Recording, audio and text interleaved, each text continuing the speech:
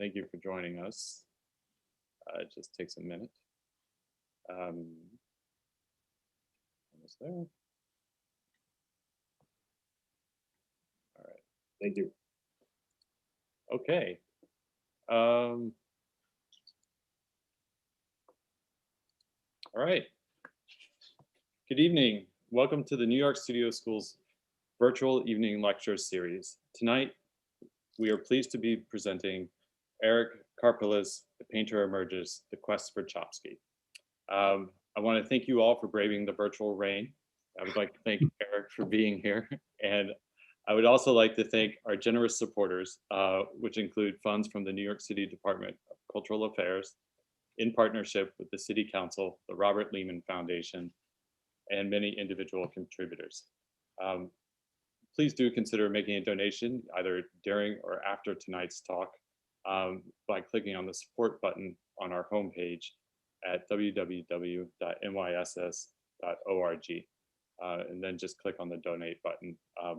We really appreciate it. Any amount is very helpful and we're very grateful. This is the 10th talk in our series this semester. And so if this is your first time joining us, please do also have a look at the 4 remaining lectures. We have some great things coming up. I will introduce Eric in just one moment, but before I do, please notice at the bottom of your screen, there's a Q&A button. Feel free to click on that and enter a question or a comment at any time during the lecture, and we'll leave time afterwards. Eric is happy to take some questions. And if you're on YouTube, you can do the same thing in the comment section, and we'll get that question and answer it for you.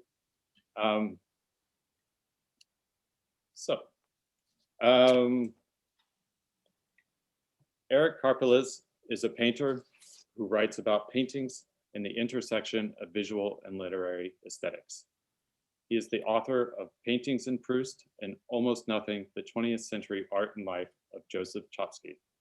He has also produced an artist monograph, Józef Czapski, An Apprenticeship of Looking, and translated Lost Time, Lectures on Proust in a Soviet Prison Camp from the French, and Proust's Overcoat from the Italian. Eric is a fellow of the Czesław Miłosz Institute at the Claremont Colleges and has given the Amon Carter Lecture on the Arts at the Harry Ransom Center in Austin, Texas. He has worked as a volunteer ambulance driver, spoken on Proust at Berkeley and the Boston Museum of Fine Arts. He's walked from Bath to Oxford and appeared as a runway model during Fashion Week in Paris and Florence. He has also interviewed the composer and lyricist Stephen Sondheim on stage and collaborated on a book of mathematical equations and Hebrew references used as a prop in a film by the Coen brothers. We are very excited to have Eric here tonight, and he's clearly a man of many talents, and we are already looking forward to the next talk that Eric could give, which I hope to be in person sometime in the future. And with that, please join me in a virtual welcome for Eric Karpeles.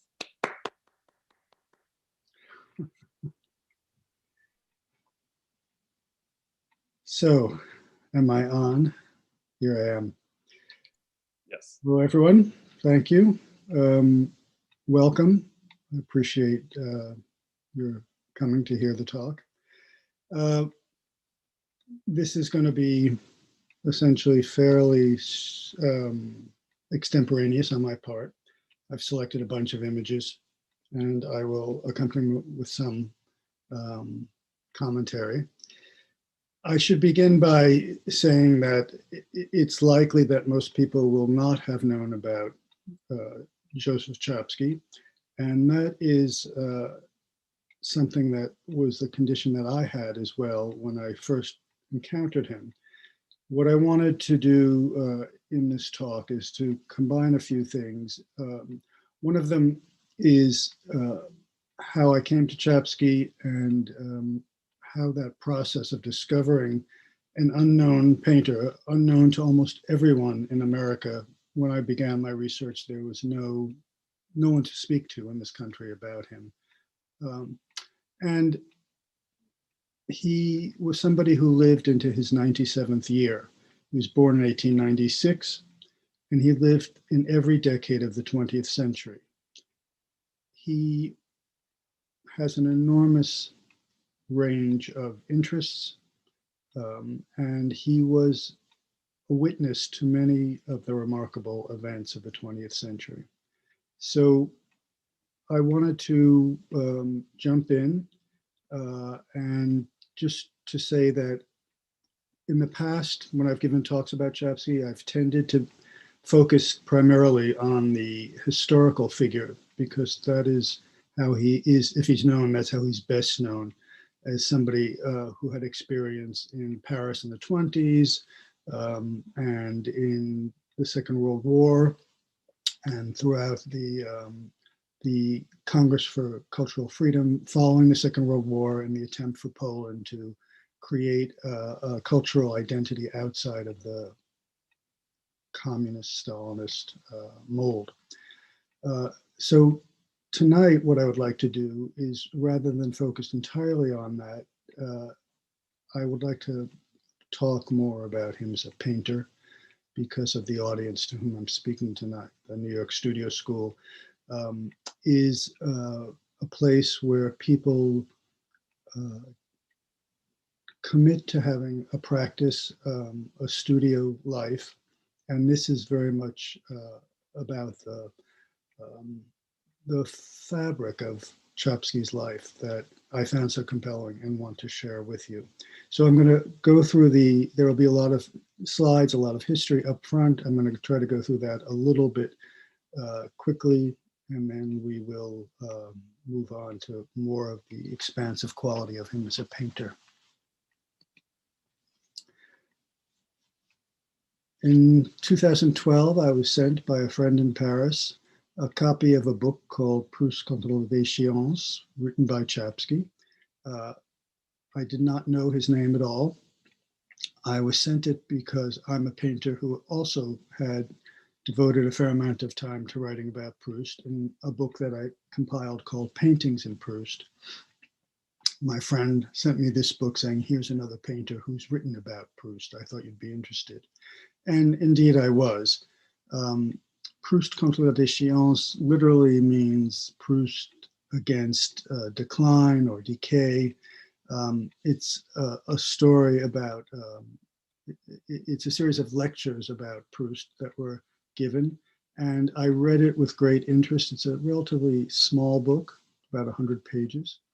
And when I was done with it, I was so moved by it, I thought I should be able to translate this and make it available to English language readers, because I think it's an important addition to the vast literature on Proust. This is a little bit of an unusual niche in that. And that was what I had also done in relation to Proust. I had identified and compiled all of the paintings which Proust had mentioned in his vast novel.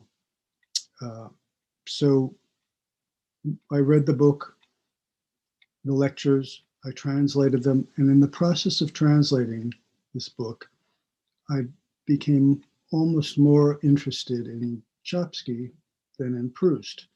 I didn't learn terribly much about Proust from his book that I didn't know. It was all about his perspective on reading Proust and the conditions in which he was in. I'll talk about more about that later, but it was while doing the translation that I thought, I need to know more about who this person is and why I don't know who he is. So this is going to be a little bit of a background about who he is to fill it in. Proust was born, Czapski was born in 1896 in Minsk, near Minsk in Poland, which was actually at that point part of the Russian Empire. Poland, since the middle of the 18th century, was partitioned into three different separate governing units: the Russian Empire, the Austro-Hungarian Empire, and the German-Prussian Empire were the ruling forces that took over Poland. It had been a republic and was no longer one. He is shown in the photograph on the upper left of the screen with his mother and father, his 5 sisters and brother. He grew up in an enormously privileged childhood. The house on the bottom right is the estate, the grounds in which he was a child, which he had everything that a child would want. There were tutors, there were governesses, there were music teachers, there were fencing teachers, there were all sorts of activities, and in a very aristocratic setting. Czapski's mother was a countess from the Austro-Hungarian Empire, and his father was a Polish count. They were enormously cosmopolitan people. Poland was a place where there were so many interrelating families, especially among the aristocracy, that the idea of identifying as Polish seemed to be too limiting. Czapski had German, Austrian, Russian, Baltic, Finnish family members, and they all spoke many different languages. At home, his mother spoke mostly French and German, some. Czapski's father, who was a Polish count, didn't learn to speak Polish until he went to university. So that's an indication of how much the French and German was more pronounced than Polish, even in Poland. In 1909, when Czapski was about 13, he was sent with his younger brother to Petersburg to study Russian, because the expectation was that he would inherit the estate. And in order to run an estate in the Russian Empire, even though it was Poland, you would have to speak Russian to the laborers and to the servants. He went and studied for his baccalaureate, and in 1914, he passed his exams and transferred to the Imperial University of Petersburg to study law. He started his studies, and quite soon after, the First World War erupted.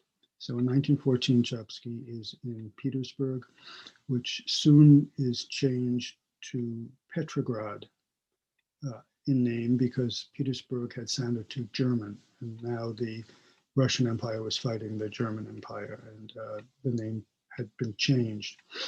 He continued to study until January of 1917, when his father moved Czapski and his younger brother into the most elite military school in the Russian Empire, in Petersburg, with the hope that this would somehow, as the boys came more of age, of draftable age, would keep them from being sent to the front.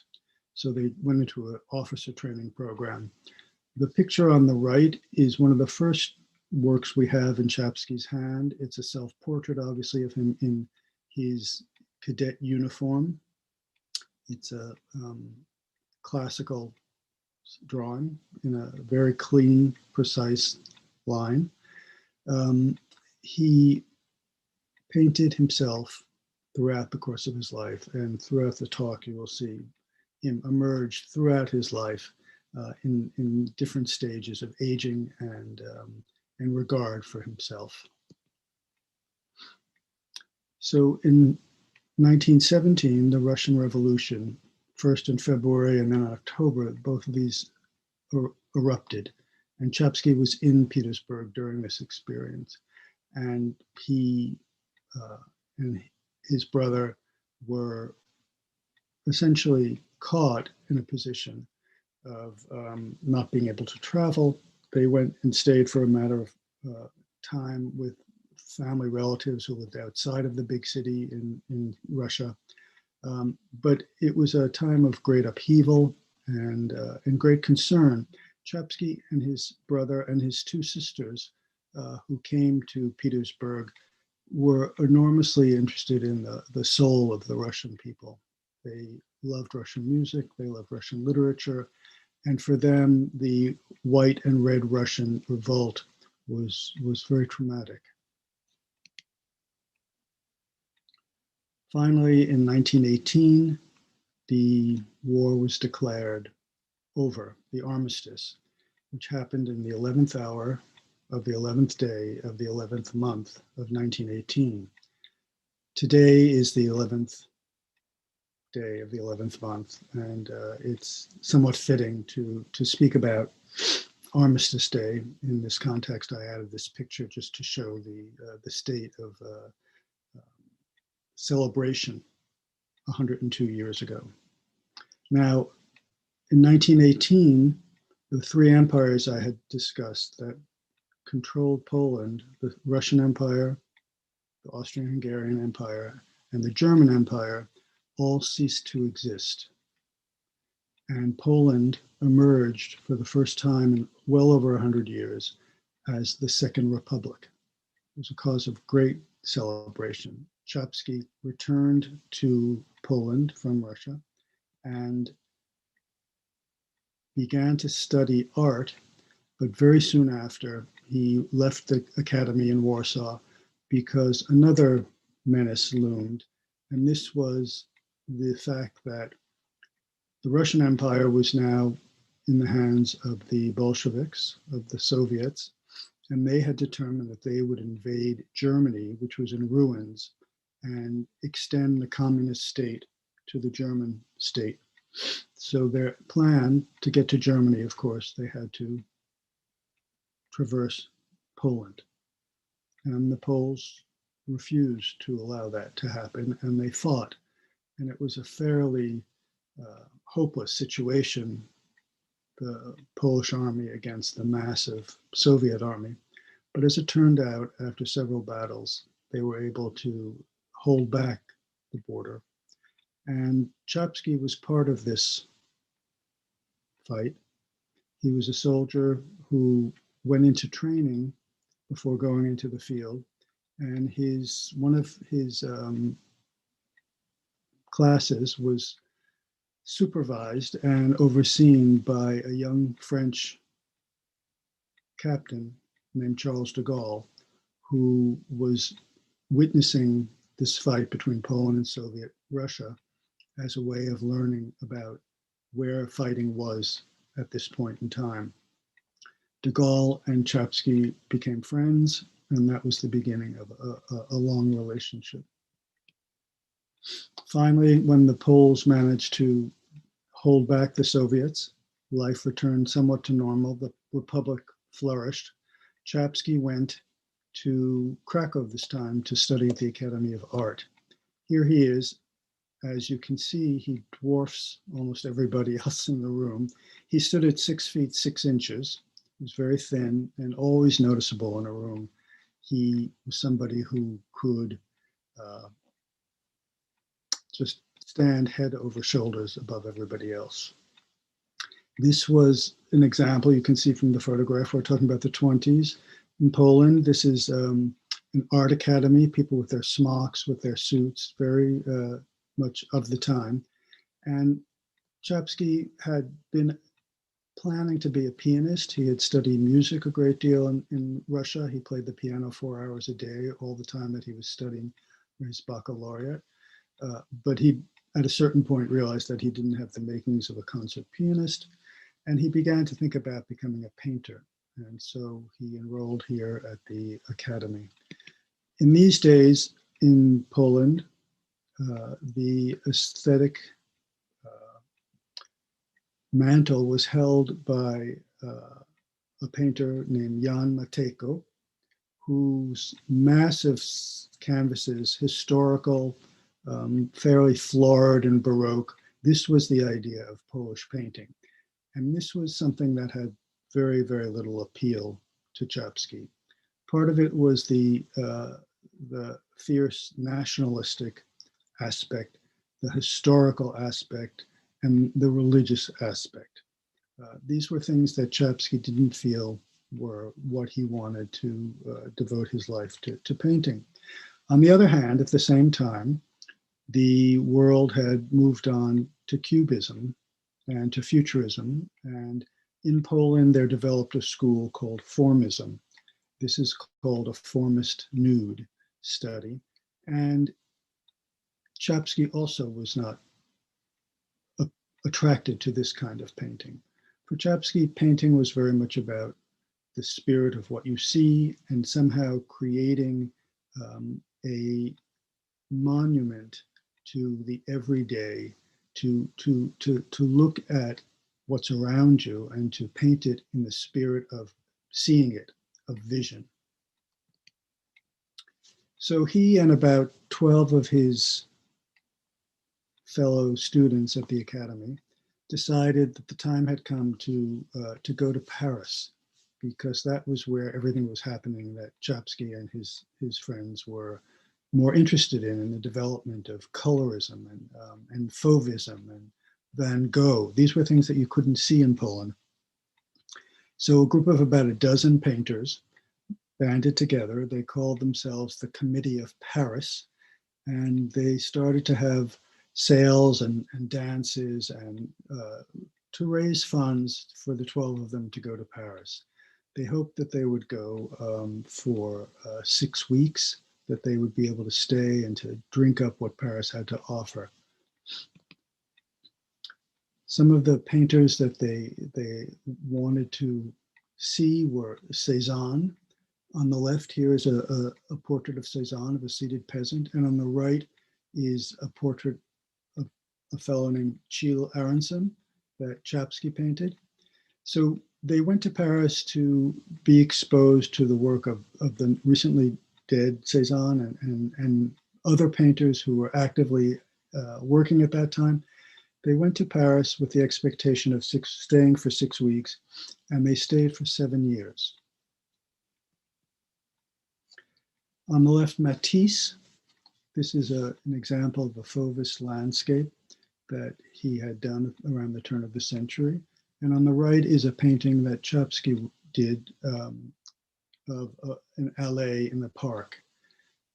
Czapski, I'm showing these paintings of Czapski's next to these renowned masters, not to make a parallel in any way of accomplishment, but rather to show the degree of influence, the degree in which a young painter takes up the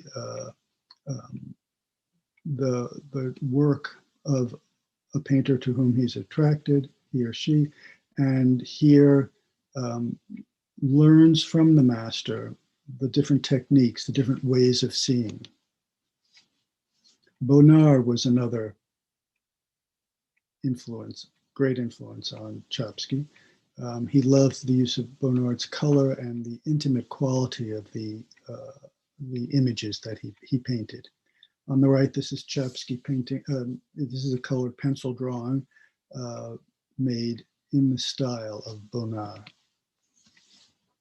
So here we are in Paris in 1924, 1925, all the way to 1931 and 32. This group of 12 painters has stayed, and they rented a studio. They worked together. They went to different ateliers to take drawing classes, but they would work on their own. Their idea was learning how you live your life as a painter. And I found this very compelling. On the upper right is a self-portrait Czapski did in pencil. On the left is his sister Marynia Czapski and his sister on top of the Eiffel Tower in the 1920s. Marynia was a postgraduate student. She did some work at the Sorbonne. She and Czapski were enormously close. Out of a family of 7, the two of them were always together. And from this time in the 20s until her death in the 1980s, the two of them lived very near one another, usually in adjoining rooms. It was a family life that became critical and supportive for both of them throughout their lives. In the bottom right is a picture of the Russian novelist Vladimir Nabokov, and his brother seated is Sergei Nabokov. Czapski and Sergei met in Paris in 1925 and began an affair that lasted for 2 years. Both of them were very tall, very fair-haired, very thin, very Russian in spirit, and both very poor, because what had happened to their family estates when the Soviets took over was all the lands that they had, all of the wealth the family had was taken over by the Soviets. So they were essentially penniless aristocrats.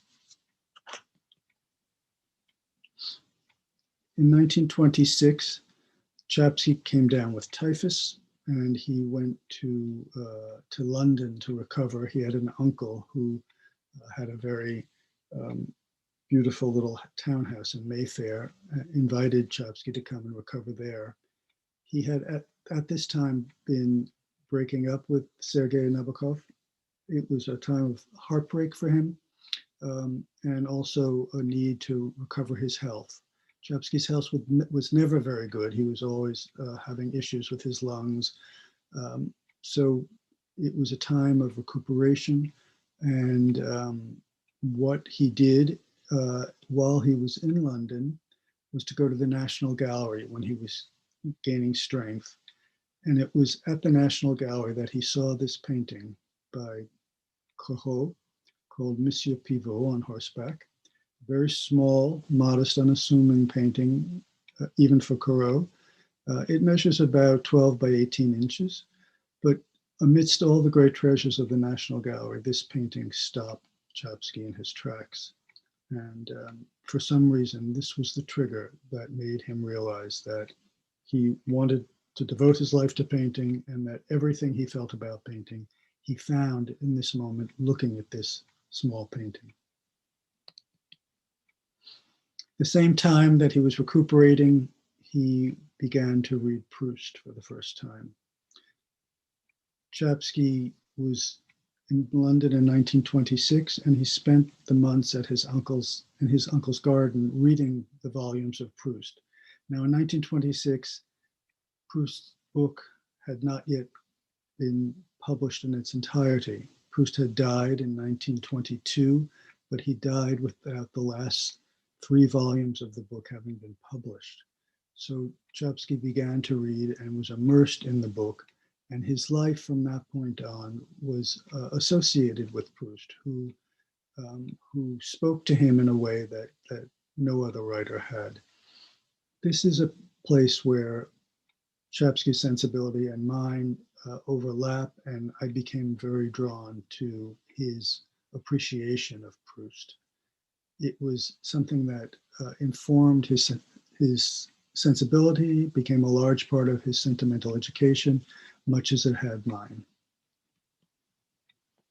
Back in Paris, after he recovered, Czapski and the 12 painters, the Capists from the Committee of Paris, were struggling a bit. They wanted to stay as long as they could, but they were running out of funds.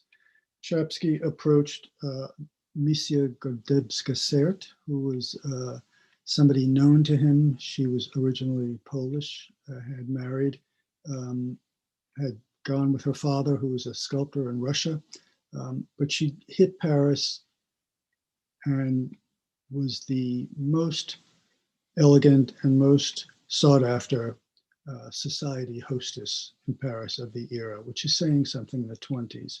She was also a muse to many painters. As you can see here, these are studies of Misia Sert by Bonnat, by Vuillard, by Toulouse-Lautrec. These were all people that Czapski, he entered into their circle through her. She loved the fact of trying to help this young band of Polish painters. And she said to Czapski when he came the first time, come tomorrow, I'll invite Picasso and we'll talk about a ball to raise funds. This all came to being. Picasso did sponsor this ball for the Polish painters, and they were launched in society. They raised a fair amount of money, which enabled them to stay longer. In his time in Paris, Czapski also met many other members of the extended cultural world. Jacques-Émile Blanche was a painter, a famous portrait painter, painted all the great beauties. André Malraux was the young up-and-coming critical thinker about art who would become the Minister of Culture for France. And on the right, Daniel Halévy is probably someone unknown to most people. He was the son of Ludovic Halévy, who had written the libretto for Bizet's Carmen. He grew up in an enormously cultured and artistic home. People, all the great artists of Paris at the time came through the house. He felt very much himself as though he were a failure because he could never really artistically rise to the level of all these great artists who had come through his place. He had grown up with Degas as a family friend, Halévy, and in this photograph in the middle of, it's called The Apotheosis of Degas. It's a kind of a joke card that Degas orchestrated with himself sitting in the middle, aping the apotheosis of Homer. And Daniel Halévy on the right and his brother Élie on the left, these two young boys sitting in worship at the feet of Degas. But this was an example of the intimacy of Degas, who had no real family of his own, and he would come and eat with the Halévys regularly at their house in the center of Paris. On the right is a Degas pastel, including a portrait of Daniel Halévy and his father.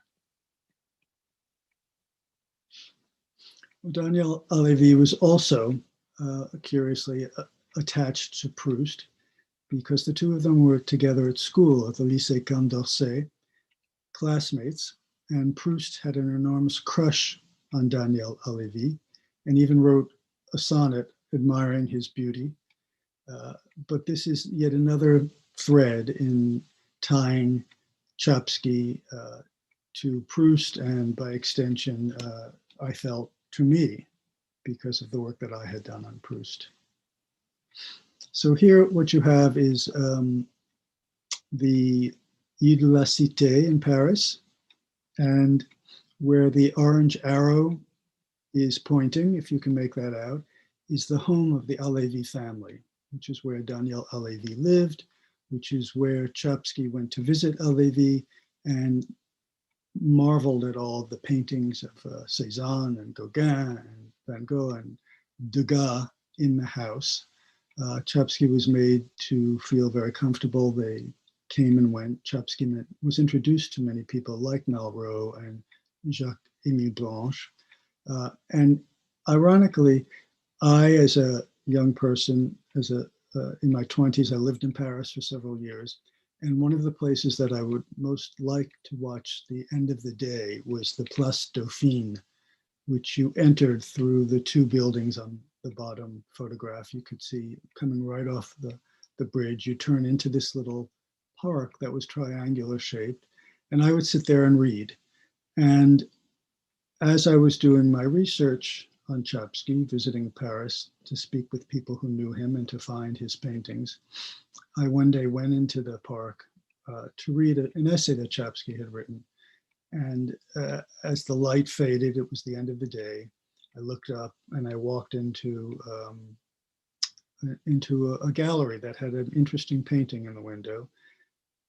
It's a wonderful moment for me because somehow I was drawn into this space almost beyond my understanding. As I'm in the gallery looking around, I realized all of a sudden that I was in a place that somehow something was coming into my mind. What was it? What was it? And I realized that, yes, this must be the building where Halévy lived, because I had always known it from the front. The front of the building faces the river on the Quai de l'Horloge. And I always knew that this was a place where Degas had gone, where so many people had made music and painted.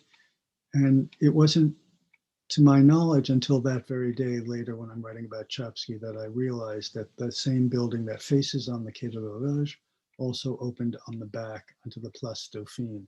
And somehow I had stumbled into it. And it was something that I wrote about, that I'm going to read a little passage now from my book about that experience. It was my last night in Paris after a month of hard work. I decided to decline a dinner invitation from friends in order to be alone, to allow the stimulation of the previous weeks to flow through me unimpeded. I had been all over the city, in people's homes, at meetings in offices, and libraries and galleries and cafes, crisscrossing a dozen arrondissements on a regular basis. The time had come for one last sortie. With a book of Czapski's essays in hand, I set out. It was nearly 5 o'clock, the end of a beautiful Northern European fall afternoon, when the day, suddenly realizing it has stayed too long, quickly prepares to take its leave. I started to read an essay in the book. Its first sentence made me laugh out loud. In its entirety, the line read, "I crossed the Pont Neuf." That was just what I had done to get to the Place Dauphine. An essay goes on to describe a Polish officer in Napoleon's army, Józef Czapski, who was on leave from Egypt from a hotel on the Ile de la Cité, somewhere I realized near where I happened to be sitting. I read for 40 minutes or so as the light lingered beautifully in the sky. Then, quite suddenly, the daylight was gone, streetlights were illuminated. I looked up, ready to move, and my eyes landed on something they hadn't previously registered.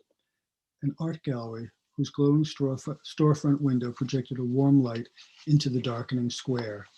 Standing up, feeling the beginnings of hunger and thinking about which direction I might head for a bite to eat, I walked over for a quick look. In the window, an appealing Corot-like landscape was on display all by itself. I opened the door and entered the gallery, a vaulted limestone room lined with many more paintings. As I moved forward, a thought slowly began to line up in the back of my mind, tremulously. I made my way down a long wall of paintings in a state of slight mental distraction, passing from one pleasing pastoral image to the next.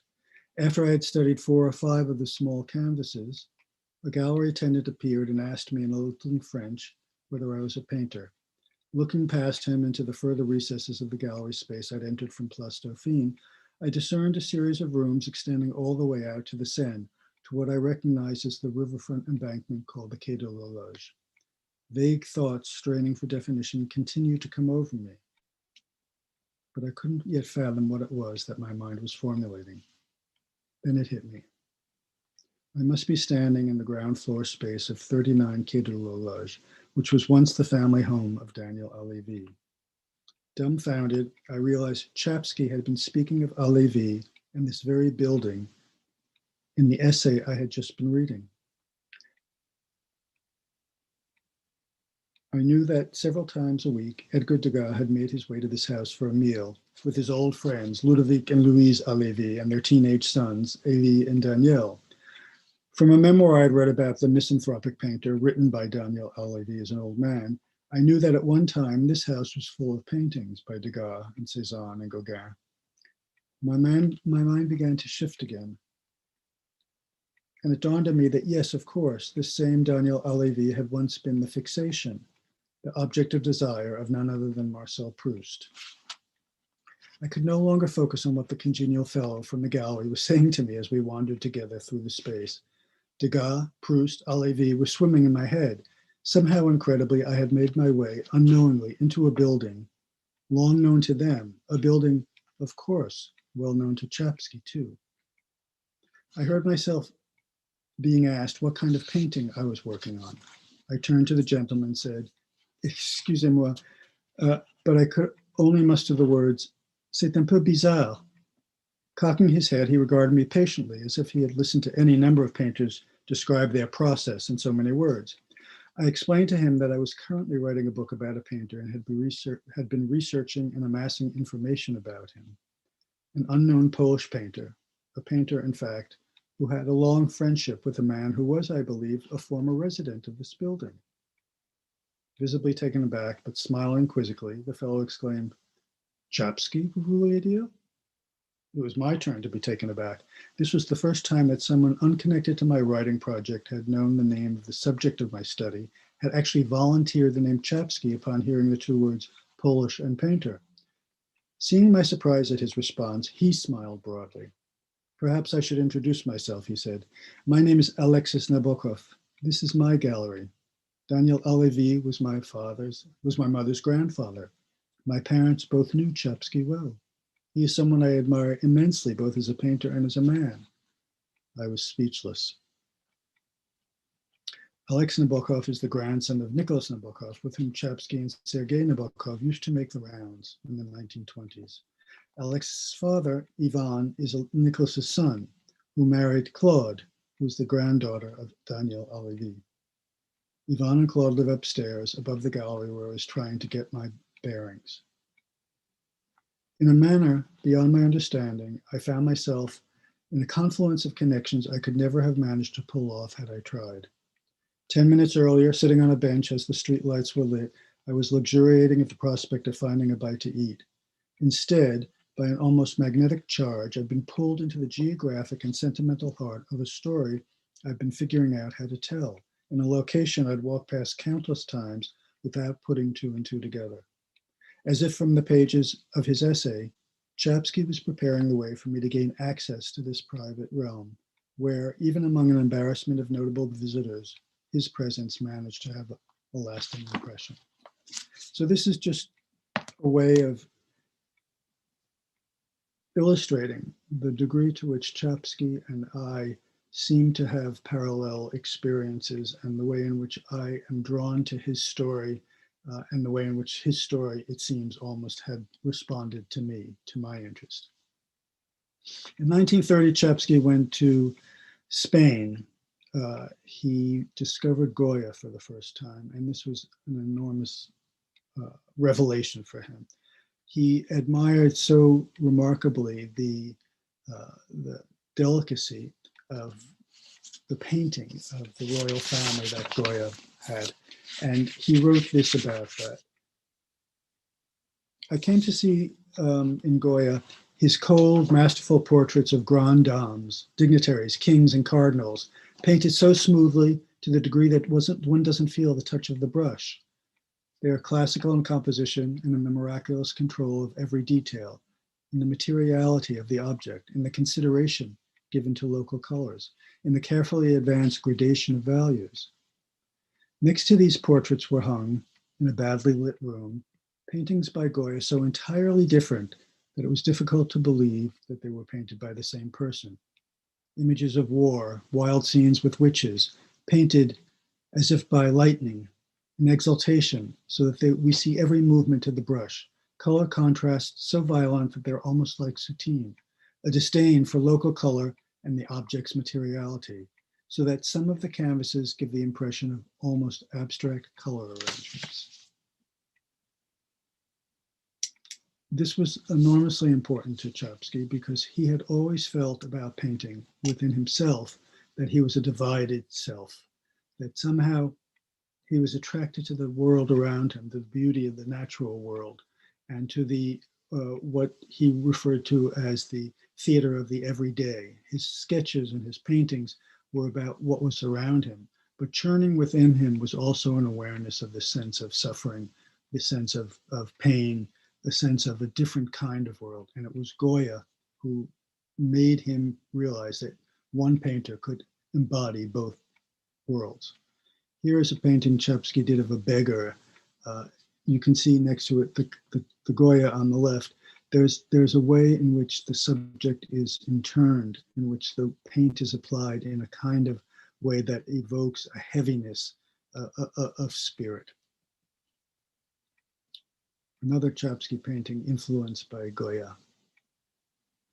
And as you can see, also at the same time, to me, influenced by Matisse.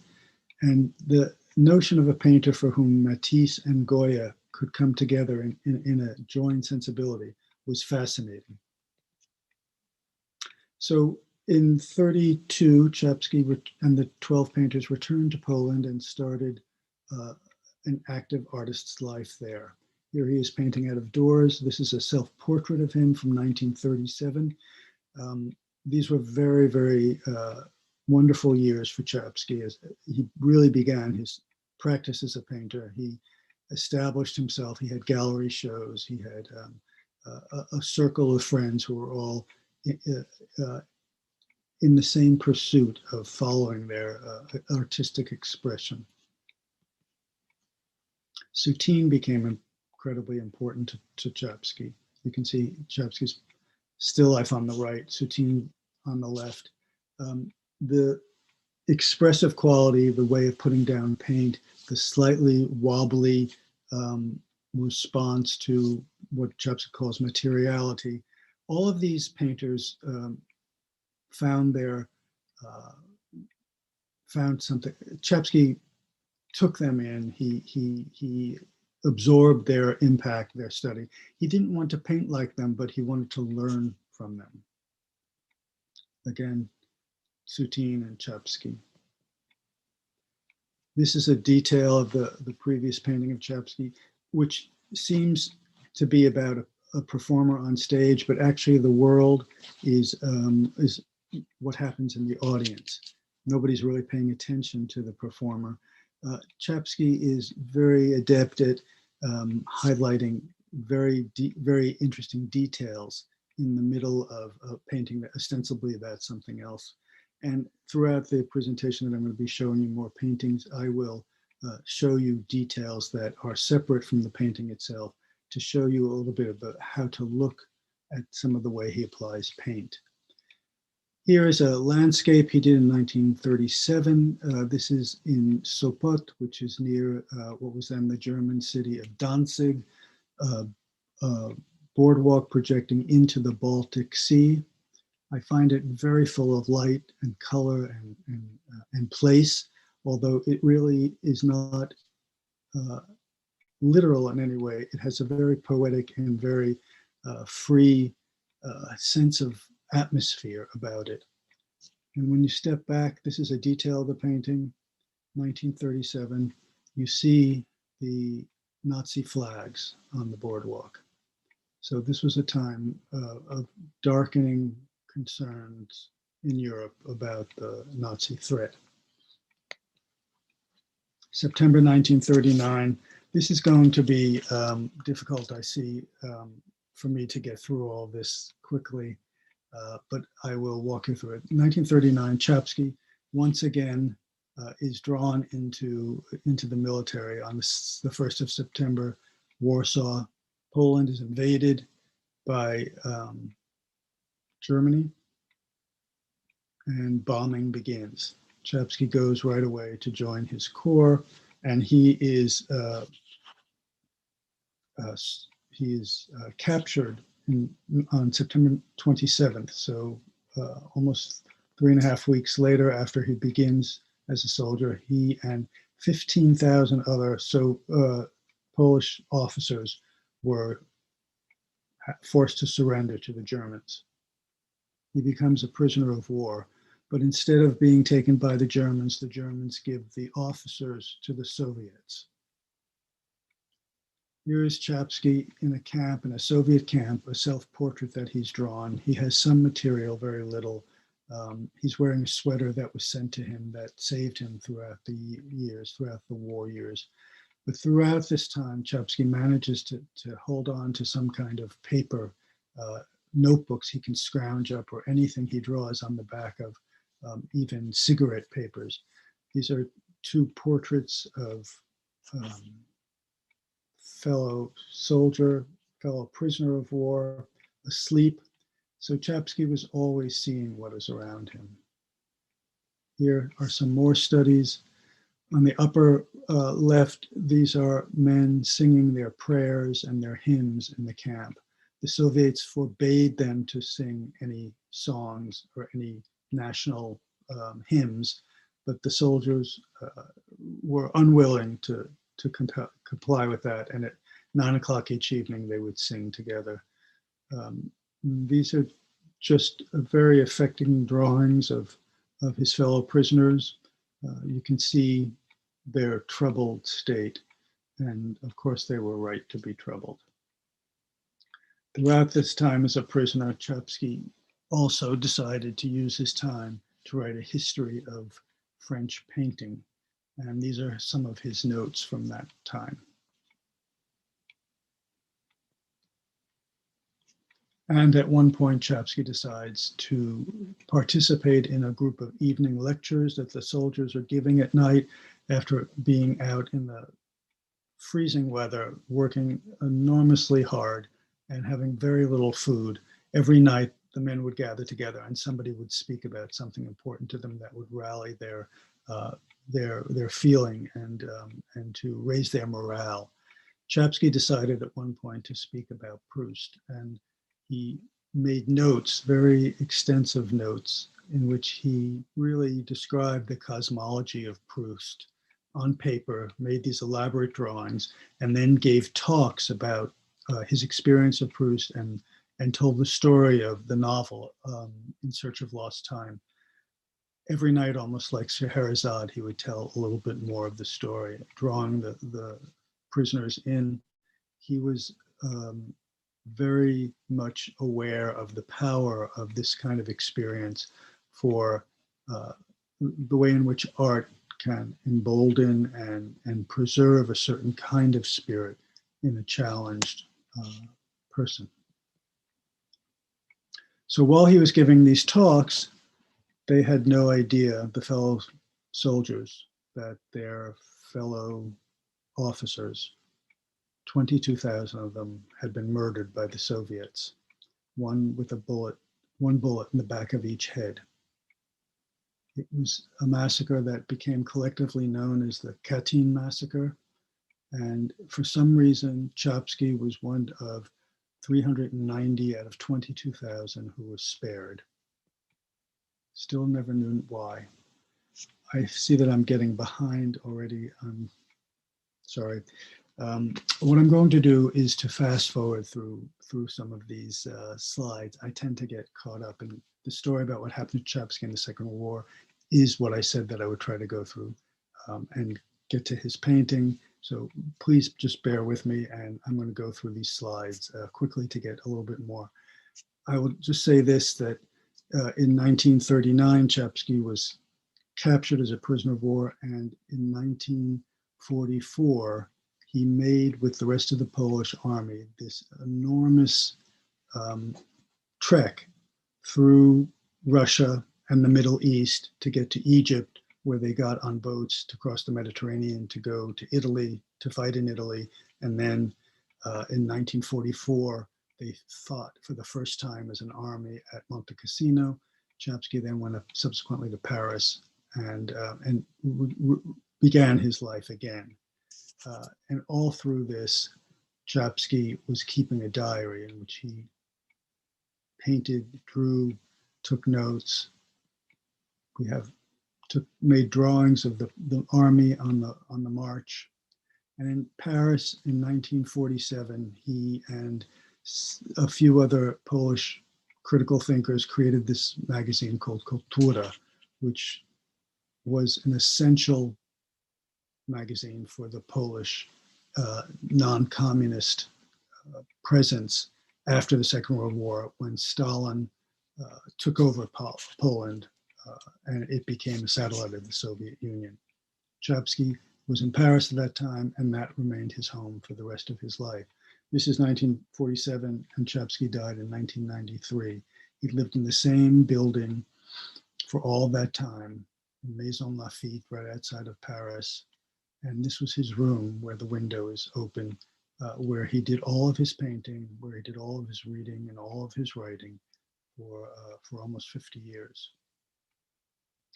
So these are his paintings that he begins again in the 50s to look around him and to capture whatever catches his eye. His sense, again, a sense of detail.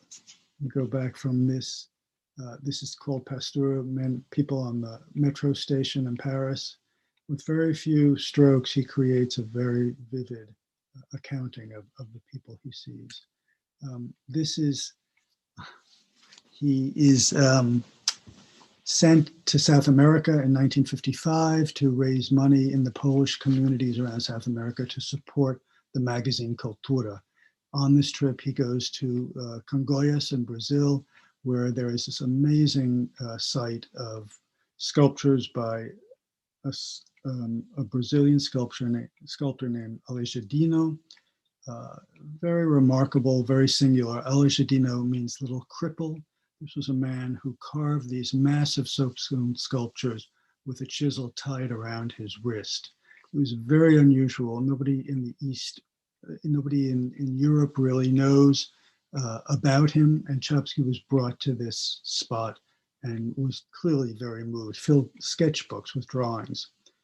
This is one of the drawings on the upper left. He made of these sculptures. And the drawing on the bottom is a drawing that I made when I was there in 1999.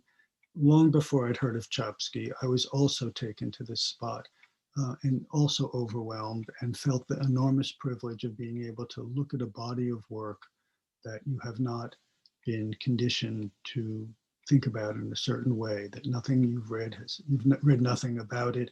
And so you get to draw up from within yourself a response to this enormously powerful work. And this, in a way, is exactly what happened to me with Czapski. Here Czapski takes on Alejdino, and here am I taking on Czapski. More, always drawing. I'm sorry to go through these so fast.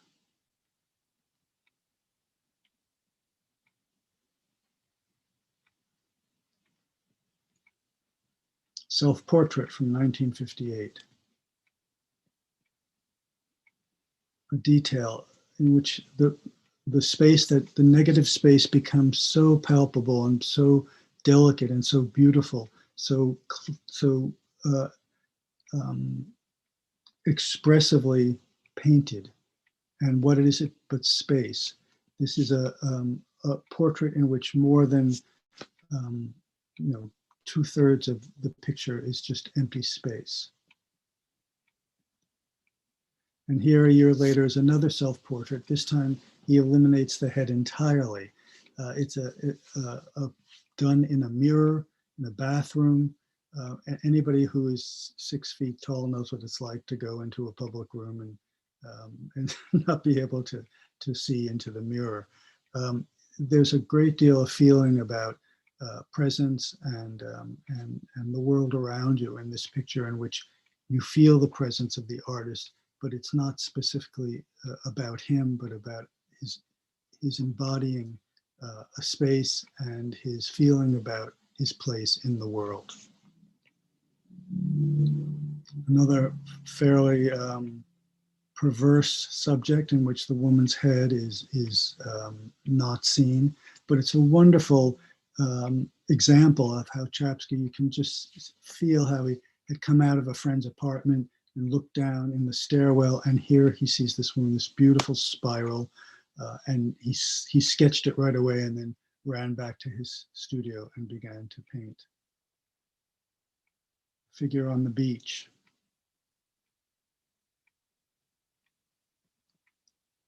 And a detail again to show the way Czapski puts the paint down, the sense of form, the sense of building up of masses, and yet at the same time allowing the canvas to break through. Czapski painted fairly quickly. He didn't belabor his paintings enormously. And this is a lovely shot, a lovely painting of a vision he must have had in a train station. There's nobody there. You feel the space, you feel the almost inchoate sense of presence in a picture that's really about absence. There's nothing there, but these patiently waiting trolleys. He finds this as a subject for a painting. Sometimes you wonder what makes something a subject for a painting, and for Czapski, it's just what catches his eye. He doesn't go out in search of a subject. He almost invariably finds a subject presenting itself to him. The detail, again, the way in which he puts down paint. And I'm going to read this thing about what's most elevated and singular, he writes, always comes from the present moment. Sketching a white radiator against a white wall, or ordinary apples, or on an ordinary table, I'm really dazzled by the unlimited richness of forms, of colors, of values, and aware of the meagerness of my means of expression in relation to so much in the world. In a certain sense, I cease to exist.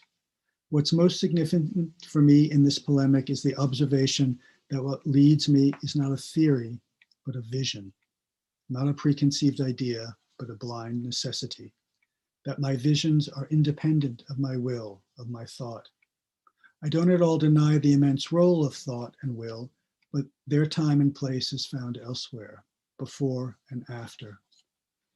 In a letter to Czapski's friend, the poet Czesław Miłosz, he wrote, "Art serves to transmit sensations that are greater than we are, but igniting these sparks doesn't by any means turn the artist into a god. He's only the means of transmission. A muffled shock comes over me when I paint. I hear a voice speaking softly and bluntly, a whisper, paint that. But why? It's not your business to know. You'll know later, or maybe you won't."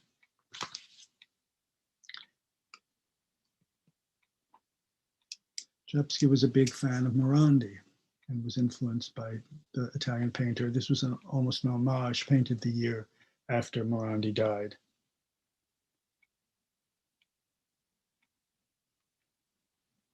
Beautiful images, coloring, and very modest. Sometimes he painted still lives like a study in what's around you. Again, a very Proustian idea that the things that you live with somehow have a life of their own, and that were you only to pay attention to it, you would enter into their life. This is painted when he was 92. Oops, sorry. Also as a very old man.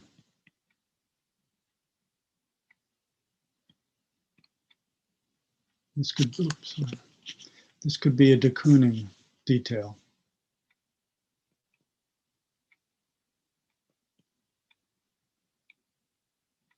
Czapski's youngest sister, Róża.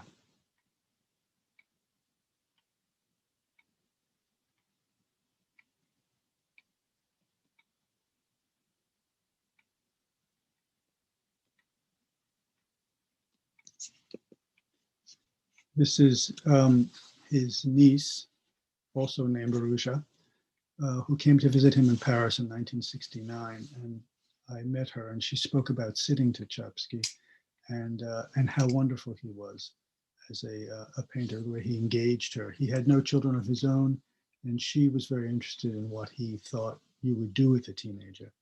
And one of the things was to pose for him. She was willing to do it. She said that she really didn't know exactly what was going on, but that she loved looking at him as he was painting her. And this detail of her hand flipping through an art book is the way in which Czapski uses art as a subject within his own paintings. Begins a series of paintings in which people are engaged in looking at other paintings. Man at Exhibition, 1959. This is a painting that the details of this, the way the paint is put down, very much resemble what was going on in New York in the 50s. Never an abstraction. These are always about people in the world and things in the world. Studies of people looking at paintings. This became a trope for Czapski. He painted many, many paintings of people engaged in looking at painting.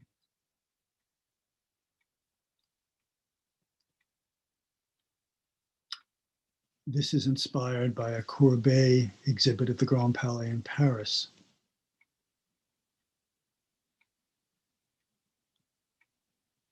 In the Louvre, here's a wonderful detail of an Ingres painting painted by another painter. And it's this relationship between one painter and another and the experience of looking at painting as a subject of a painting that Czapski did so well. Here is a canvas called Boy Before de Stael. The Russian-born painter Nikolai de Stael became very important for Czapski. And after his 1981 exhibition retrospective, Czapski made many paintings in which de Stael's work appear. Here I'm looking at it from a distance. I'm giving an experience in these following pictures of how I look at a painting. First, I try to get a little distance from the whole to look at the whole painting, and then I move in and I begin to look at details.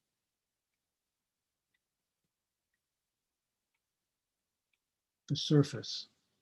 the technique, the way in which paint is put down, so that if you look at it up close, you realize that every mark, every brush stroke is considered.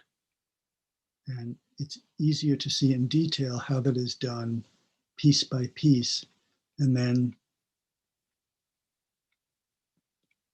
it all coalesces, it all becomes one. So you move forward, you move back. It's a way of looking at a painting that mimics the artist's own process in approaching a canvas he's painting and stepping back to see what he's done, stepping back into it, stepping away.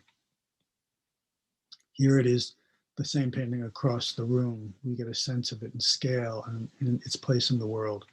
This is a current exhibition that's up in Switzerland of Czapski's paintings. Small still life, which then appears in the background of a later still life.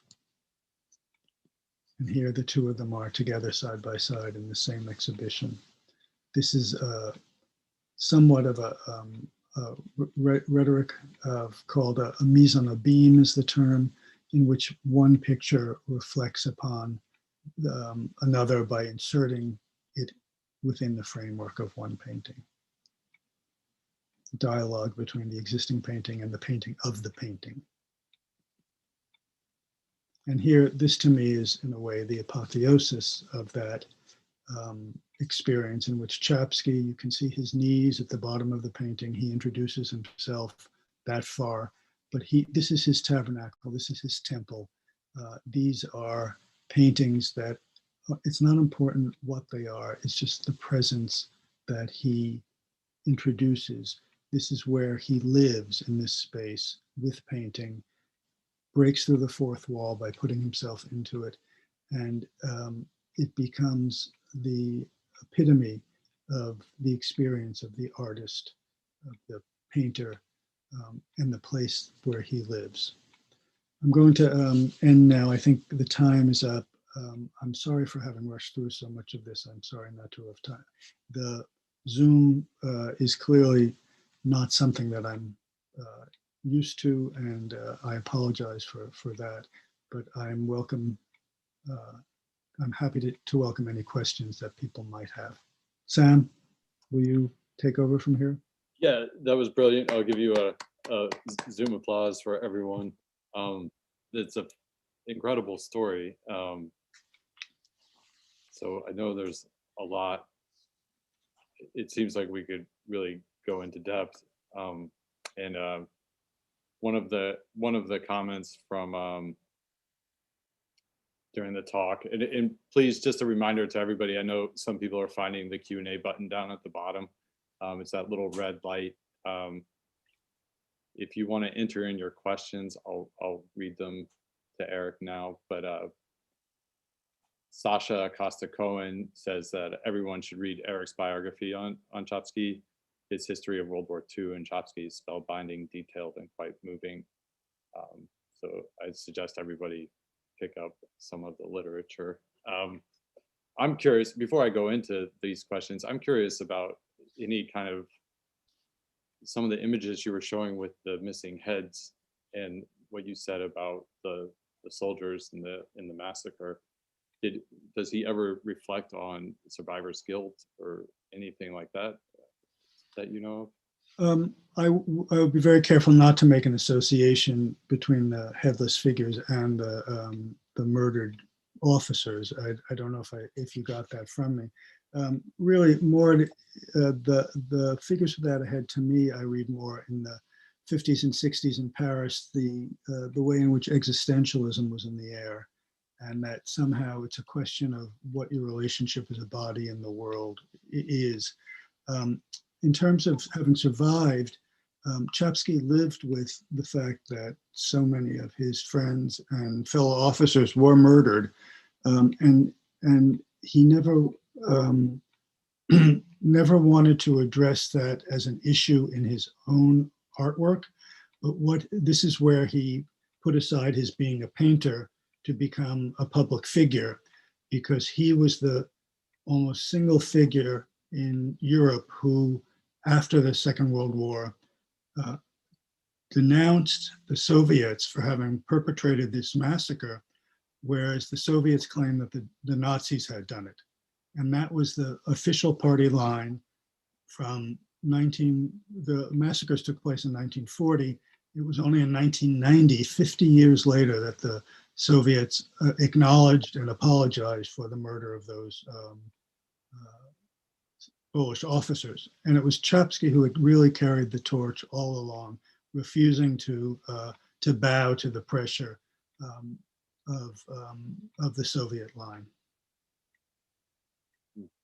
From an anonymous question, a person notes that it's a coincidence that that you yourself look so much like the initial portrait and the one you showed with where you talked about the negative space and the light bulb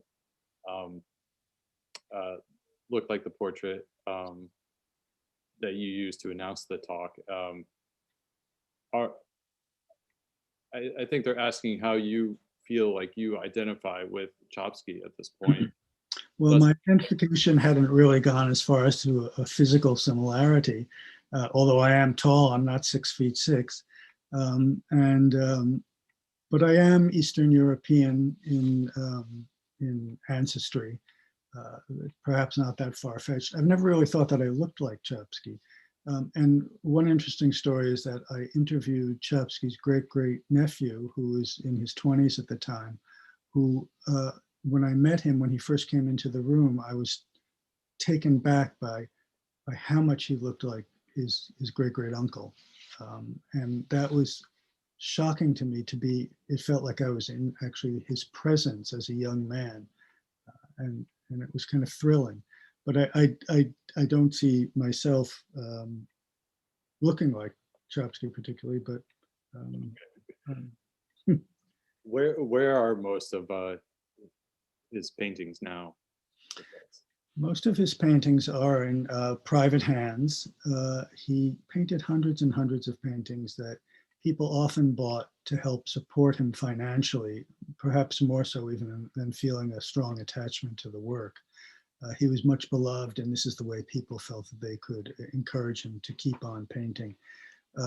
So part of my quest for Czapski was like detective work. I had to find these paintings, which were revealed to me almost one canvas after another by a link of a chain of links that took me from one person who would tell me about another person who had a painting, who told me about yet another person. And in Europe, there are probably dozens of Czapski paintings in collections of both France and Poland in museum collections, but by and large, they are not on exhibition. I had to go down into the reserve rooms to see what they had. His work is not very well known. This exhibition currently that's up in Switzerland is one of the first museum exhibitions of his in almost 30 years. So it's very hard to see his work. Sasha Costa-Cohen, she says, fantastic, and she has two questions. I'll read both of them. They're a little long. She says, I'm a painter as well, and when I discovered your work on Czapski, I also discovered my best friend's mother was writing the introduction to his new book being published by the New York Review of Books. The cobweb with Czapski at the center is vast and far-reaching. How has your journey with Czapski affected your painting or your painting practice? Maybe I'll let you answer that, and then I'll ask the other question. All right. It remains to be seen what the impact is in terms of actual painting, because I have been so enmeshed in writing about Czapski now for going on to 8 years, that my own practice of painting has been put on hold. And I am just now at the point where I'm about to begin painting again. I think it's unlikely that Czapski's imagery will impact me, although I love the way that he puts paint down. That will be something I will see if I have a willingness to emulate in a way. But what's most critical for me about Czapski is this idea of the commitment to the devotion to a studio practice, to going every day and painting and working and working and working. And this is the way in which I feel that Czapski is inside of me and is waiting to resurface as my next phase of painting approaches. And then the second question is, in reading your book, I found it extremely interesting that Czapski did drawings for Vogue. You mentioned that he drew fashion sketches for countless hours and submitted and sold a few to the magazine. For me, this is the moment of catalyst of Czapski's sketchbook talents. Looking through his sketchbooks, his ability to capture people and groups of people is phenomenal. Were you able to access the Vogue archives to see what drawings he sold? No, Vogue has no record of him. Actually, the Vogue, French Vogue, doesn't really keep records until beginning around 1950, which was already well past the time that Czapski had been there. But Czapski really never sold anything to Vogue. He submitted to Vogue. He submitted to all the fashion magazines in a desperate way to make money. But very few of them were published, and he admitted that very few of them were very good. So it was, in his opinion, a low point as an artist in which he was struggling just to make money to survive, rather than being driven by a deeper urge or need.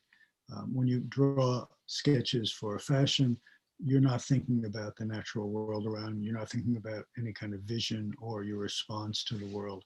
I mean, you have to do what is needed. And he was so fairly debased by that he never really pursued it again. Marion Luntz is asking, have there been exhibitions of his work, and are any planned, which there is one right now, but are any planned in the United States? Not as of yet. It's a very, well, as you can imagine right now, it's a difficult time to pull together an exhibition.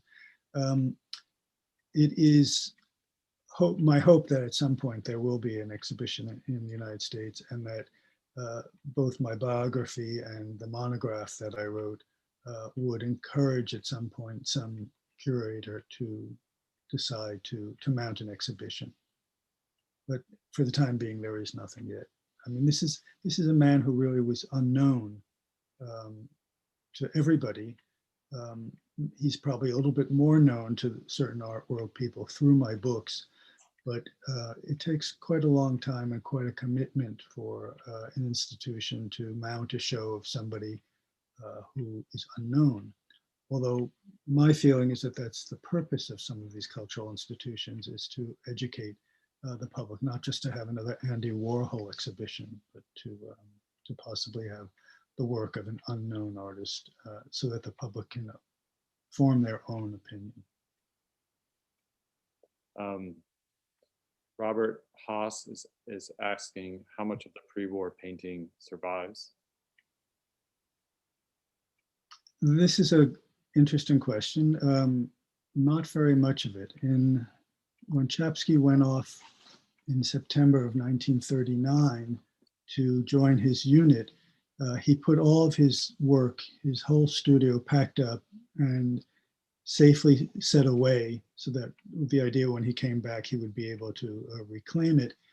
In 1944, most of Warsaw was destroyed by Nazi bombing.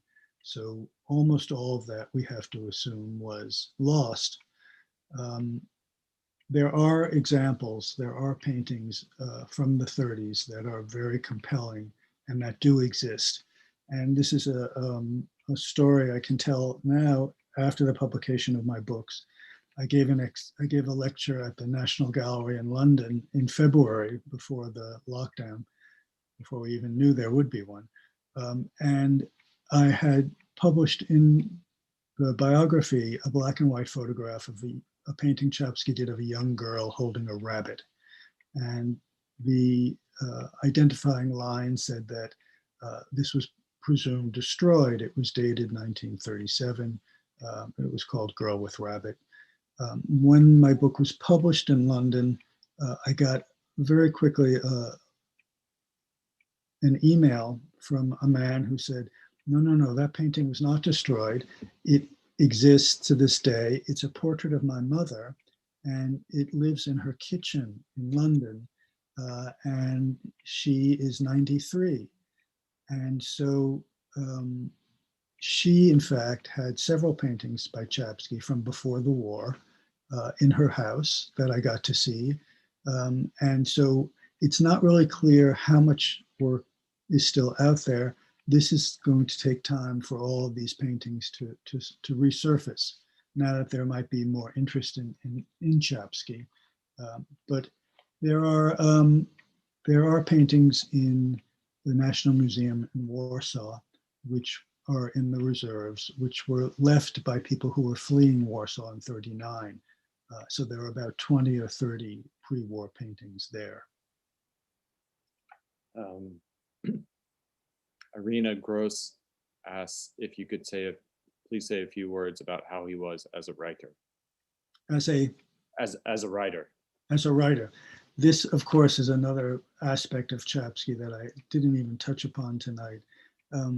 Czapski was a man of enormous, as I said, range of skills. He wrote every day in his diary from the time he was a teenager. He kept vast notes, everything about literature, about what he was reading, about who he knew, about where he was going, who he was seeing, but also about what he was thinking. And the way in which he writes about his thoughts, about the way in which he integrates visual phenomena with verbal facility is unlike almost any other writer I've ever come across. He writes like a painter, and I find that very, very moving and gratifying. He wrote a memoir of his years trying to find the missing officers before they knew that they had been killed. Czapski was sent by the head of the new Polish army to try to find them, and he wrote a book called Inhuman Land, in which he talks about traveling throughout the Soviet republics trying to get clues for where these 22,000 men were. It's a very, very beautiful book. That was published by New York Review Books at the same time as my biography. And in the spring, another volume he wrote called Memoirs of Starobielsk, which was one of the camps he was interned at, will be printed. Another beautiful, thoughtful, painterly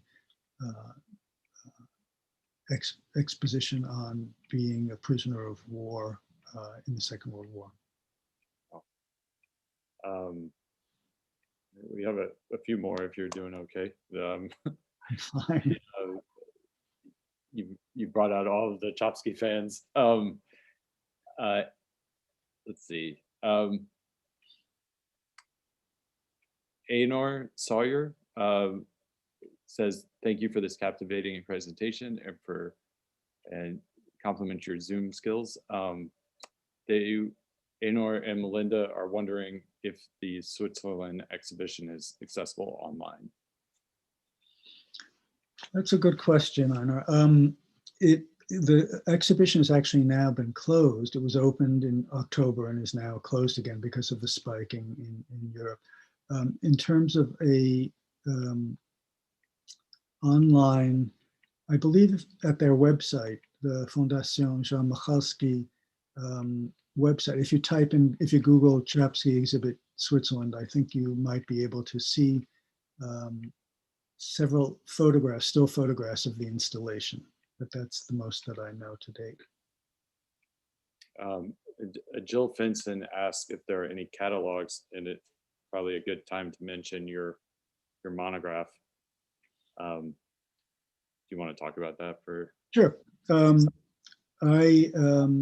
I have several catalogs, exhibition catalogs, and small books of his paintings that were printed in Europe in the end of the 20th century, in the 80s and 90s. There's been nothing in 20, 25 years until my my book called Józef Czapski, An Apprenticeship of Looking, was published by Thames and Hudson last year. That is a book in which I had to make a selection from many hundreds of images that I was able to track down. That really is the extent of publication on him in terms of photographs of paintings. There is a very, very, very beautiful 2-volume facsimile of pages from Czapski's diaries. As I said, there were over almost 300 diaries that were given to the National Museum in Krakow, and somebody went through them and chose selected pages from the diaries and made a very, very beautiful 2-volume book in Polish that I don't believe is available in this country. So I'm sorry to say that I don't think you'll find very much on, for instance, on Amazon that will help you to beyond my book, which I guess I can consider a plug from my book. I think that's good. This is an interesting question. Matthew Spellberg says, how did Czapski understand his own role in history and politics in relation to his career as an artist? He was at the center of so many red letter events of the 20th century, but he seemed to have no interest in painting Guernicas. As you say, he rejected the idea of painting history early on and focused instead on the everyday. I think Czapski understood very clearly that he had a role to fill in public life. And I think he tried as much as possible to separate out his private aesthetic needs. It's very interesting that he, in one hand, was a recluse to a certain degree. He was locked up in his room in Maison Lafitte and worked and worked.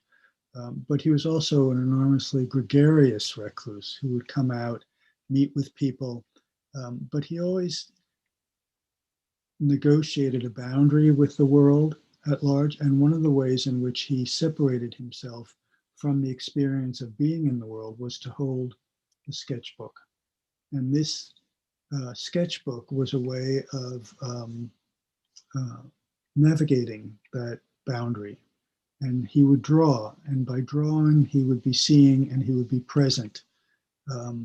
But in terms of a bigger picture of how he saw himself as a historical figure, I think it was only in 1990 when communism ended, when the wall in Berlin fell, when the Soviet state crumbled and the archives opened, and officially it was announced that the Soviet state had perpetrated the murder of the Polish officers, that I think he understood then what he had done in terms of being a symbol for the truth about what had happened. Otherwise, I don't think he saw himself as somebody of significance on the historical stage. You know, when you have a friend like Charles de Gaulle or André Malraux or everybody that he knew, people who were really François Mauriac, a lot of French people who were involved actively in the current state of spiritual, cultural, political life. He didn't see himself at the center at all. He was always there to help assist, bring people together, but never to take the spotlight himself. And maybe that leads into Julie Westcott's question. She says the Corot painting that was so important for Czapski. She asks if you have any thoughts as to why that painting was so important for him. You know, I have none. And I think, in fact, that Czapski recognized that something had happened that was not exclusively about what he was looking at, but something triggered in him that he was ready to receive almost what felt to him like a baptism of artistic career the beginning of something that he was willing to devote himself more seriously, that everything in that little painting was so completely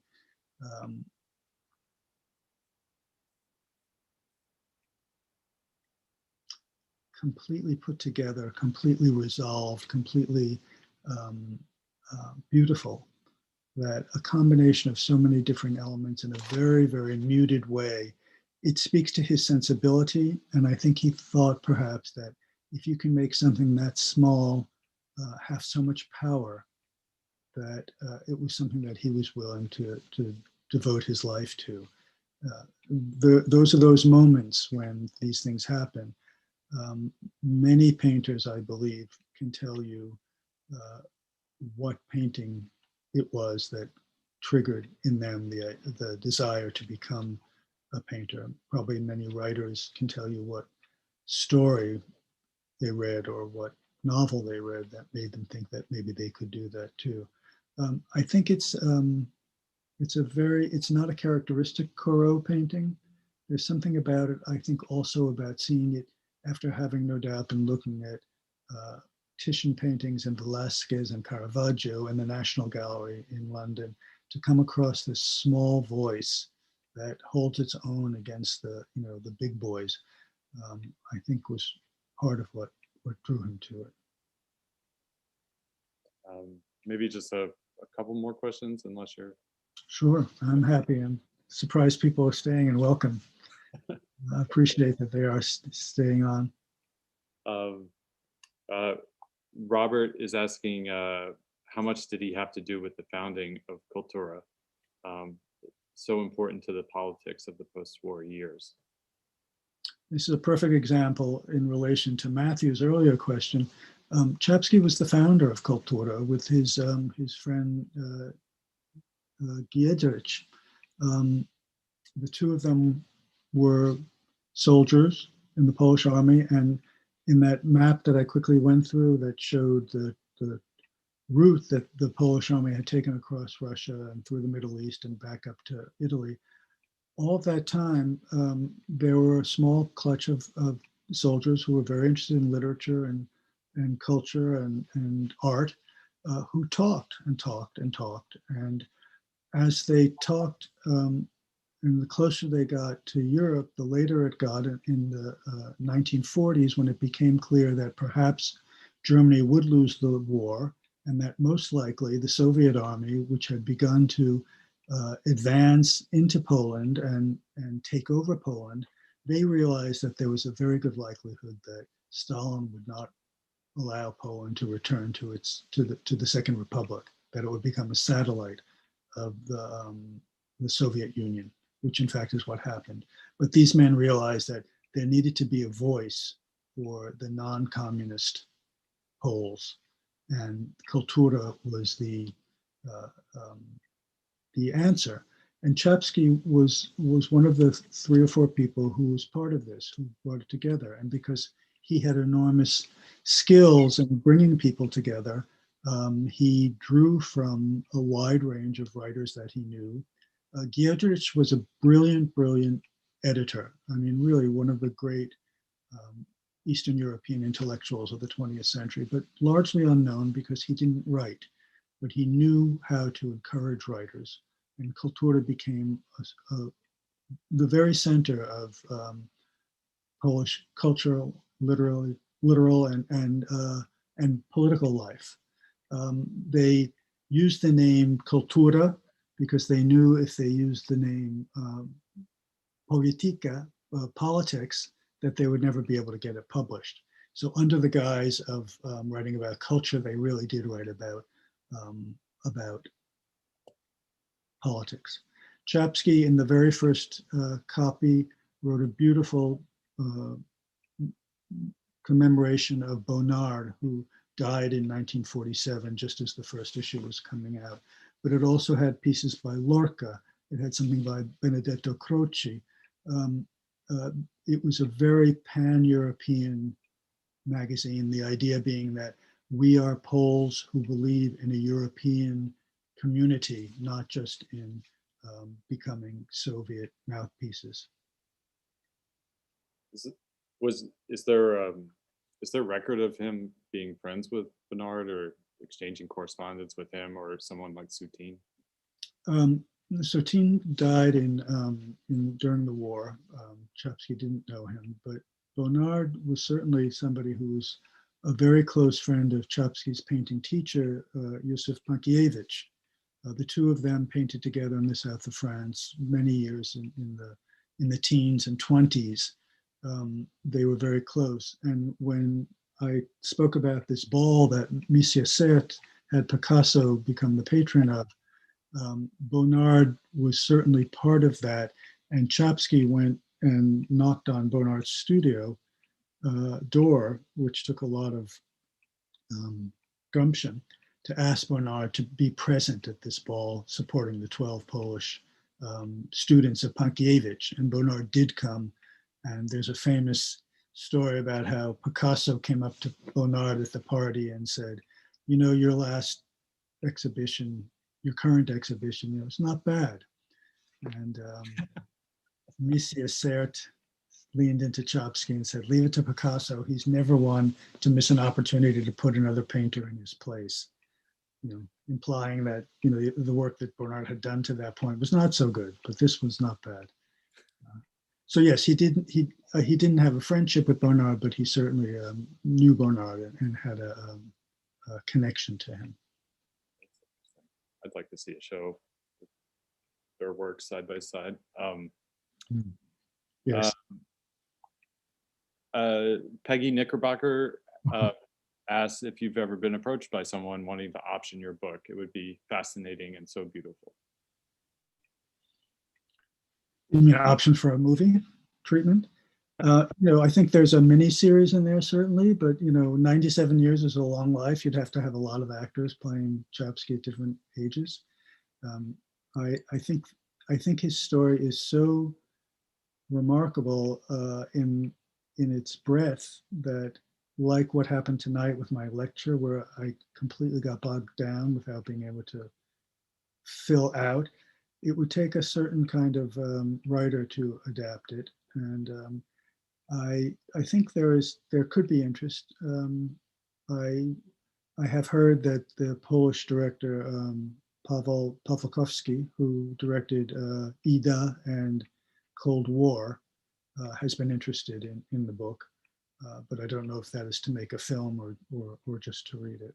So. That would be exciting. Okay, maybe let's see. There's several comments here. Just thanking you for the talk. That I just want to mention that. And Jeffrey Harrison says this is a little convoluted, but the stairwell painting reminds me of Elizabeth Bishop's paintings, and she is the person that got you to Brazil to see Alejandrino. Another confluence. Very possibly, and I think that's quite accurate. I was thinking about that every time I see that painting.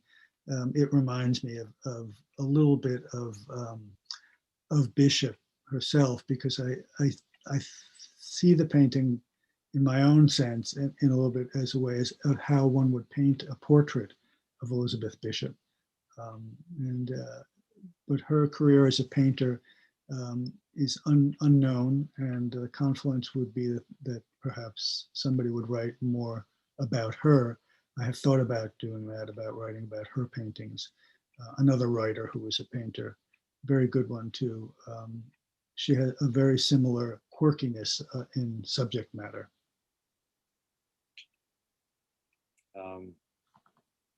And I think that's it. Someone's an anonymous person is asking if that he had no children, and they're asking if he had a wife. I think you kind of answered that during the talk, but maybe just to clarify.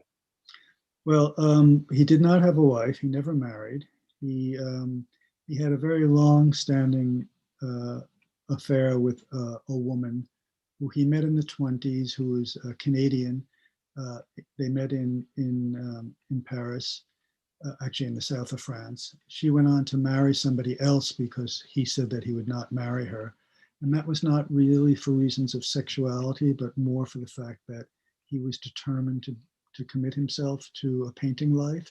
and he didn't want to take on the responsibilities of a married life where he would be forced to take a job so that he could support a family.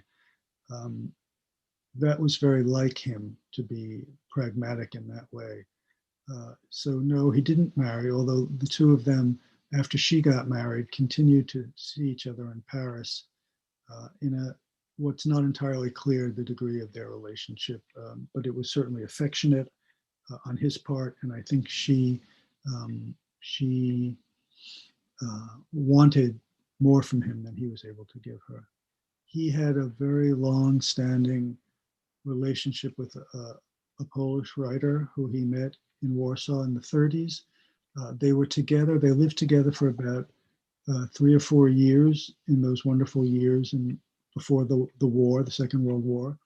And then when Czapski went to fight, it was never an opportunity for them to be together because Czapski never returned to Poland after the Second World War. But they communicated on a very intimate level.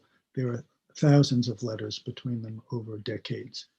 That was really the love of his life, a man named Ludwig Hering. So, and some of those letters have been selected and published in Polish, and they're very, very compelling. I think this is, Sasha comments again, and I think it iterates what I was about to say, is that she says, "Thank you, Eric. Let's collectively keep amplifying this unique artist, writer, and person." It's been a extraordinary talk, and it's quite a story with a lot of great stories magnetized to it, which in your own role in it, I find sort of Borges-esque, discovering the apartment in Paris. So thank you, Eric. If you have, I don't know if you want to end on anything in particular, but it's been extraordinary. No, I just want to reach out in a way to the painters, that Czapski really is a beacon for me of a role model for the life of the painter. Never stopping, and always doubting and always pushing ahead over those doubts and working hard. And that is it's a credo from me. And as I begin my painting life once again, I hold it very dear, and I hope it can have meaning for other painters as well. Thank you. It's a great story. Yeah, and let us know when you'll be in the city, and maybe we can grab a coffee on 8th Street. Sam, thank you, Sam, for your help. Thank you, Eric. Thank you all for joining, and please tune in to more of the series in the next few weeks. Have a great night. Thanks. Bye.